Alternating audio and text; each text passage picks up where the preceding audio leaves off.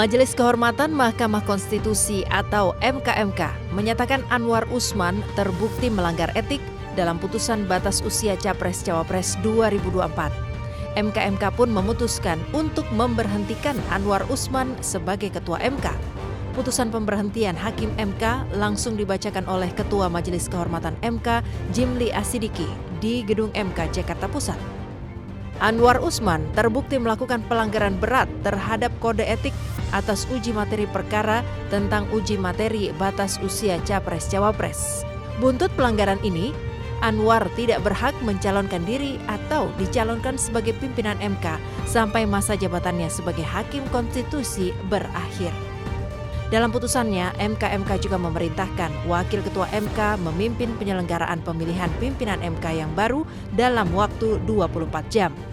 Selain itu, Majelis Kehormatan Mahkamah Konstitusi memutuskan 9 hakim MK melanggar etik. 9 hakim MK itu diantaranya Anwar Usman, Saldi Isra, Manahan Sitompul, Eni Nurbaningsih, Suhartoyo, Daniel Yusmik, Wahiduddin Adams, dan Guntur Hamzah. 9 hakim MK terlapor secara bersama-sama dianggap membiarkan terjadinya praktik pelanggaran kode etik, yaitu tidak bisa menjaga rahasia rapat permusyawaratan hakim. Oleh sebab itu, mereka mendapat sanksi teguran secara kolektif. Memutuskan, menyatakan hakim terlapor terbukti melakukan pelanggaran berat terhadap kode etik dan perilaku hakim konstitusi sebagaimana tertuang dalam Sabta Karsa Utama, prinsip ketidakberpihakan, prinsip integritas, prinsip kecakapan dan kesetaraan, prinsip independensi, dan prinsip kepantasan dan kesopanan. 2. Menjatuhkan sanksi pemberhentian dari jabatan Ketua Mahkamah Konstitusi kepada hakim terlapor. Mengenai putusan MKMK, mantan Ketua MK Anwar Usman angkat bicara. Menurutnya, seluruh tuduhan yang ditujukan kepadanya adalah fitnah dan merendahkan martabatnya. Anwar juga mengatakan dirinya menolak mundur dalam penanganan perkara hanya demi kepentingan publik untuk menyelamatkan diri sendiri. Saya tidak pernah berkecil hati sedikit pun terhadap fitnah yang menerpa saya, keluarga saya selama ini. Bahkan ada yang tega mengatakan MK sebagai mahkamah keluarga. Masya Allah. Saat ini harkat, derajat, martabat saya sebagai hakim karir selama hampir 40 tahun dilumatkan oleh sebuah fitnah yang amat keji dan kejam. Tetapi saya tidak pernah berkecil hati dan pantang mundur dalam menegakkan hukum dan keadilan di negara tercinta.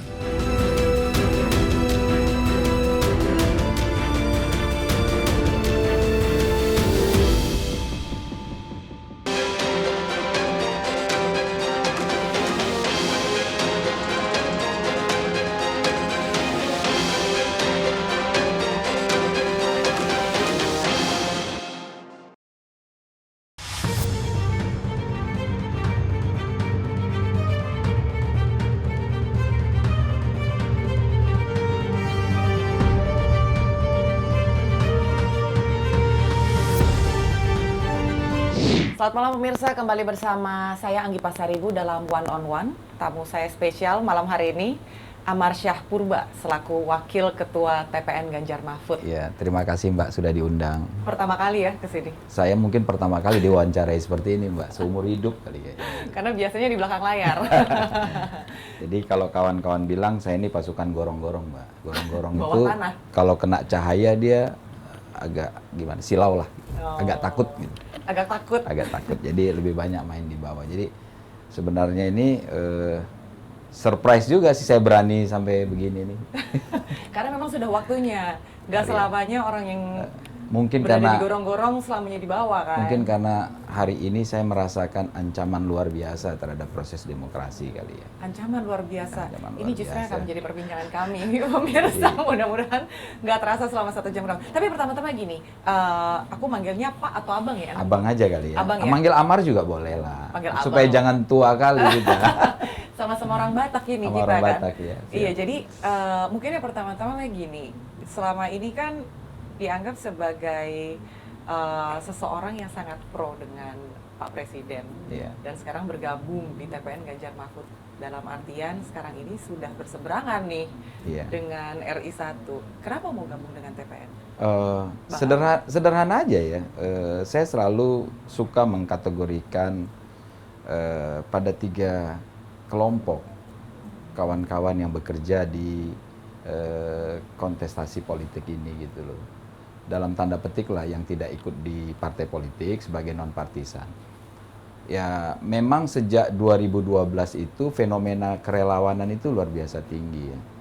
Nah yang mengajak saya waktu itu untuk melihat Pak Jokowi ke Jakarta itu sebenarnya almarhum Ondos lah waktu itu.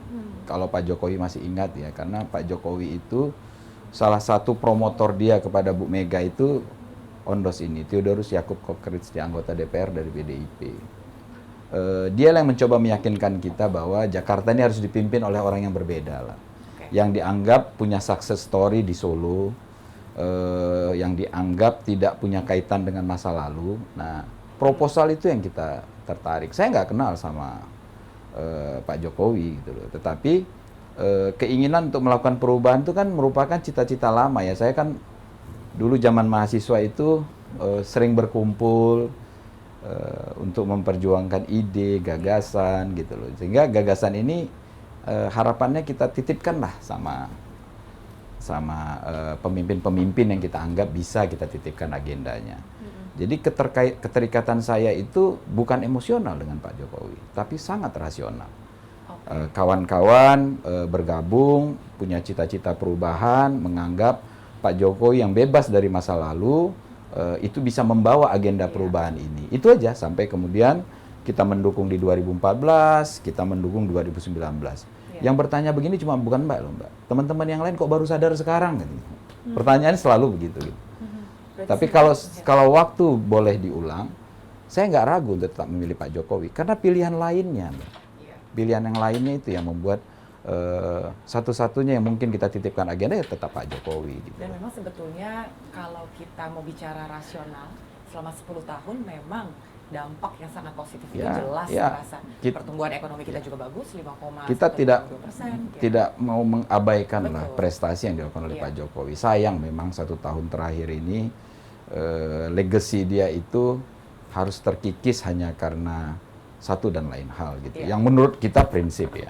Kita tetap sayang sama Pak Jokowi, tapi ada prinsip-prinsip tertentu yang nggak bisa kita abai begitu saja. Karena kan memang nggak ada manusia yang sempurna juga, Bang. Siap.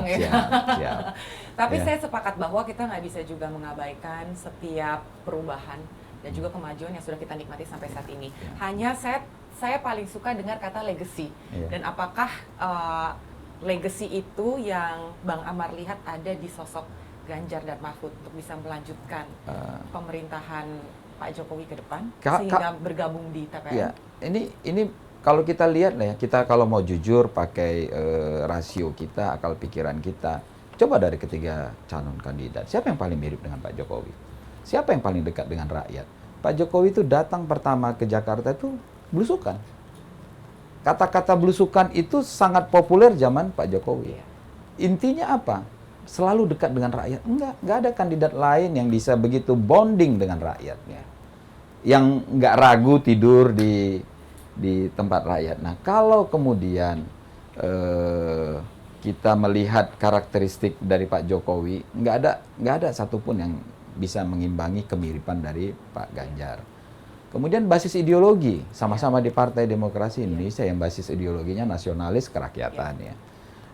Terakhir secara intelektual juga ya kelihatan kan mereka sama-sama dari perguruan tinggi yang sama ya. Jadi saya pikir kalau ditanya rekam jejak, dia pernah jadi gubernur, sama-sama pernah jadi gubernur. Jadi nggak ragu lah kita bahwa yang bisa melanjutkan legacy itu harusnya adalah Pak Ganjar. Dan saya yakin 1000% ya. Kalau ditanya jujur, saya nggak tahu motif yang lain ya. Pak Jokowi juga pasti akan, kalau disuruh memilih siapa yang paling mungkin bisa melanjutkan agenda dia, ya cuma Pak Ganjar. Kalau Pak Jokowi mau jujur ya, pasti dia akan jawab yang sama. Nggak ada alasan kok dengan yang lain gitu ya. Dia sudah pernah bekerja sama dengan Anies waktu jadi Menteri Pendidikan ya, kelihatan kurang samalah dalam cara berpikir dan lain-lain ya. Tentu banyak kekurangan di Pak Jokowi ya, dan kita kan harusnya bisa mengisi kekurangan itu di sisi Pak Ganjar dengan melihat apa yang sudah dilakukan. Kita anggap Pak Jokowi ini peletak dasar, tinggal nanti take off-nya di tangan Pak Ganjar. Itu ekspektasi kita, harapan kita. Semoga juga itu menjadi ekspektasi dan harapan rakyat Indonesia lah. Berarti itu sebenarnya yang Bang Amar lihat ya, bahwa Ya. secara rasional sebetulnya arahnya Ya. memang ke sana. Ya. Hanya sebagai kepala negara tidak bisa terucap begitu. Ya. Kalau hari ini saya nggak berani bilang bahwa ini persoalan rasionalitas, Ya. bukan persoalan rasa. Saya khawatir akhir-akhir ini Pak Jokowi lebih banyak menggunakan rasa dibandingkan rasionalnya. Itu ya. Nah, kalau dalam sisi itu saya dari awal sudah bilang kita itu mendukung Pak Jokowi itu karena alasan rasional. Iya. Saya nggak yakin saya bisa menitipkan agenda itu pada Pak Prabowo misalnya gitu loh. Yang jelas-jelas ya sejarah hidup saya itu selalu bertentangan dengan beliau gitu loh. Selalu tidak sama gitu, agenda politik tidak sama, dan seusia Pak Prabowo itu seusia kita lah ya, kalau sudah mature nggak mungkin berubah, karakter tuh nggak mungkin berubah. Dicoba untuk sayang kucing pun nggak akan merubah apa-apa itu gitu. Itu kan cuma gimmick ya, watak asli pasti akan ada, dan itu pasti berbeda dengan karakter yang dimaui oleh rakyat lah untuk bisa memimpin republik ini. Itu kira-kira. Jadi sebetulnya kalau aku bisa simpulkan, kalau dari Bang Amar ini untuk memilih pemimpin, diabaikan dulu soal rasa, tapi berpikir secara rasional. Secara betul. rasional. Ya. Iya. Dan baru-baru ini kan dinamika politik ya, dan juga drama di tubuh MK ini kan betul-betul kuat nih, Bang Amar gitu. Nah, kalau menurut Bang Amar nih, gimana nih Bang? Ya, keprihatinan yang sangat dalam sebenarnya ya. Kita sudah lama menangkap tanda-tanda bahwa kekuasaan ini terlalu jauh campur, eksekutif ini terlalu jauh campur di instrumen judikatif ya. Walaupun kita secara teori percaya dengan trias politika, pembagian kekuasaan, tapi kesan campurnya itu terlalu jauh. Penetapan ketua MK nggak ada perkawinan antara adik dengan ketua MK, itu kan terang benderang ya. Apalagi kemudian keputusannya itu hanya menguntungkan satu orang, Gibran. Jadi kalau kita kemudian bilang mencoba menutup-nutupin, saya pernah dalam fase denial ya, karena mungkin di jidat saya ini udah ada jidat Jokowi gitu loh. 3 kali loh saya ikut dalam pertarungan itu. Dan 1 kali saya nggak ikut. Dosa saya yang paling besar menurut saya itu adalah saya tidak terlalu nyaman sebenarnya waktu saya diperintahkan untuk bantu Bobby di Medan. Perintahnya langsung itu. Bobby bakal kalah. Jadi jangan sampai presiden ditampar gitu loh. Pada waktu itu saya kan juga melihat bahwa ada yang nggak benar sebenarnya kalau presiden ini mengusulkan anak menantu, rasanya kurang pas. Apakah boleh? Secara undang-undang boleh. Semua hak warga negara gitu.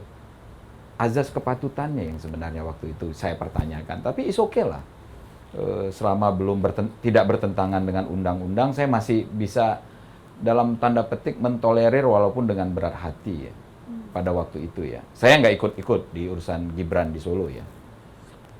Tapi saya sedikit agak ada bantu-bantu lah untuk urusan itu. Dan itu sesuatu yang juga saya sesali karena kemudian ini berdampak pada eskalasi yang keinginannya terus makin lama makin tinggi. Dan saya ikut membantu menyesatkan situasi itu gitu. Itu saya menyesal lah sebenarnya gitu. Iya, apalagi kan sekarang ini semakin terlihat begitu Bang Amar, bahwa di sistem peradilan negara tertinggi sekalipun ini bisa ada konflik kepentingan yang dikompromikan gitu. Bagaimana nantinya masyarakat atau Gen Z, generasi muda gitu kan, melihat demokrasi di negara kita. Iya, Ya ini semuanya telanjang lah ya semua ya. Drama yang dipertontonkan dengan sangat buruk ya. Bahkan sutradaranya pun kelihatannya terlalu terburu-buru dalam menyusun skrip ya, sehingga mudah sekali dilihat oleh mata publik. Dan ini pembelajaran yang buruk buat anak-anak muda kita gitu. Bisa dibayangkan lah ya, saya agak melenceng sedikit dari urusan MK-MK ini gitu loh. Misalnya gitu ya, bagaimana mungkin aturan politik partai, orang baru 2 hari jadi anggota jadi ketua tanpa proses gitu. Bagaimana mungkin kemudian aturan yang dihasilkan oleh MK-MK hanya diperuntukkan 1 orang, sang putra misalnya. Itu sebenarnya agak sedikit menyedihkan buat kita ya, nyes lah gitu ya, agak menyedihkan ya. Kita sayang sama Pak Jokowi, tapi kok di akhir setahun sebelum masa jabatannya itu begitu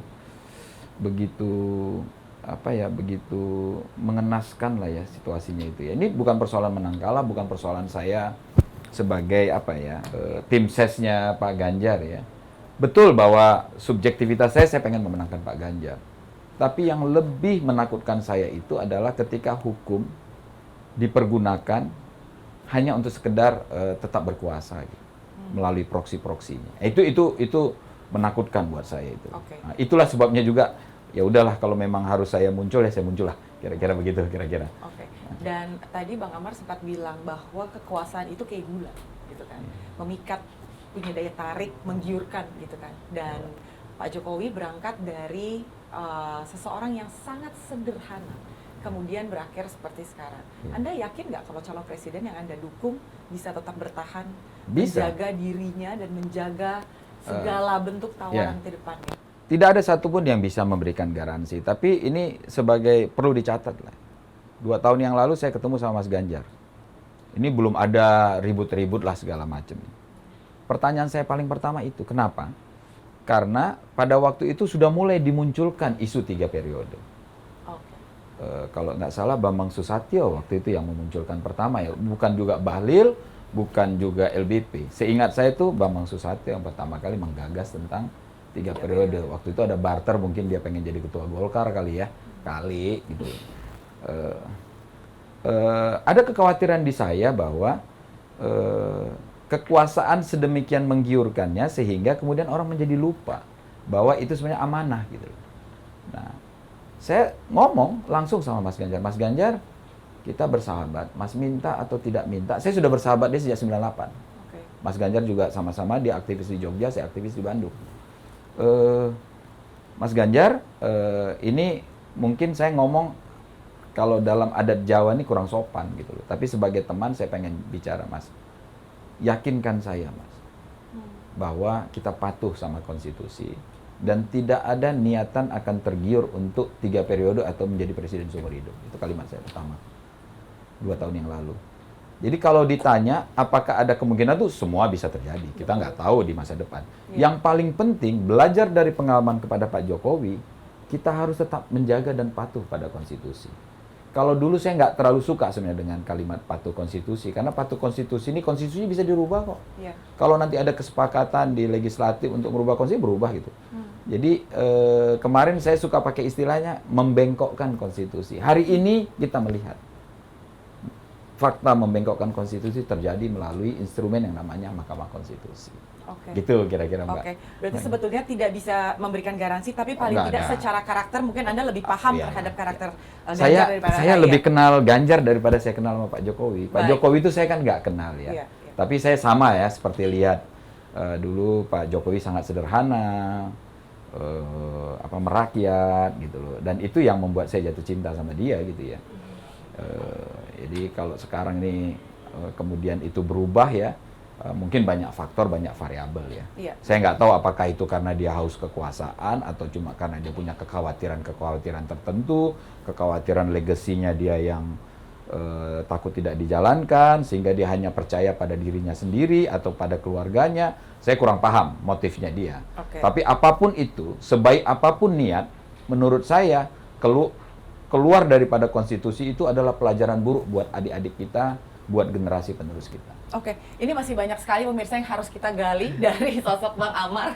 Tapi kita jeda dulu sesaat. Siap, Pemirsa siap. kami akan kembali usai jeda, tetap bersama kami di One on One. Karena keponakannya, tapi ya syukurnya kemarin memang sudah melanggar kode etik tersebut, yaitu keputusannya memang sangat-sangat senang ya saya dengarnya. Tapi sedikit mengecewakan karena keputusan nggak bisa diagung-agung lagi gitu, karena memang udah final. Harusnya MK bisa lebih netral ya, menurut saya begitu. Percuma juga sih Mbak ya, karena memang keputusan MK nggak bisa diganggu-gugat. Memang di situ kan ada beberapa pelanggaran kode etik, terutama di Ketua MK. Makanya dari itu sesuai yang sidangkan kemarin, hasil putusan kemarin kami sama sepakat sekali. Dan akhirnya nanti ke depannya untuk aturan perundang-undangan atau hukum yang berlaku itu bisa dilakukan seperti apa yang sesuai yang undang-undang yang diberlakukan di Indonesia ini. Mengecewakannya karena kan tiba-tiba, jadi kan kita sebagai warga masyarakat jadi kok terkesan sangat terburu-buru gitu. Menurut saya sih Mbak kurang setuju ya, karena menguntungkan beberapa sepihak doang gitu. Menurut saya sih percuma ya Mbak, karena udah diputuskan juga di sana. Jadi buat menjabat kepala daerah gitu bisa di bawah 40 tahun juga. Jadi percuma sih Mbak.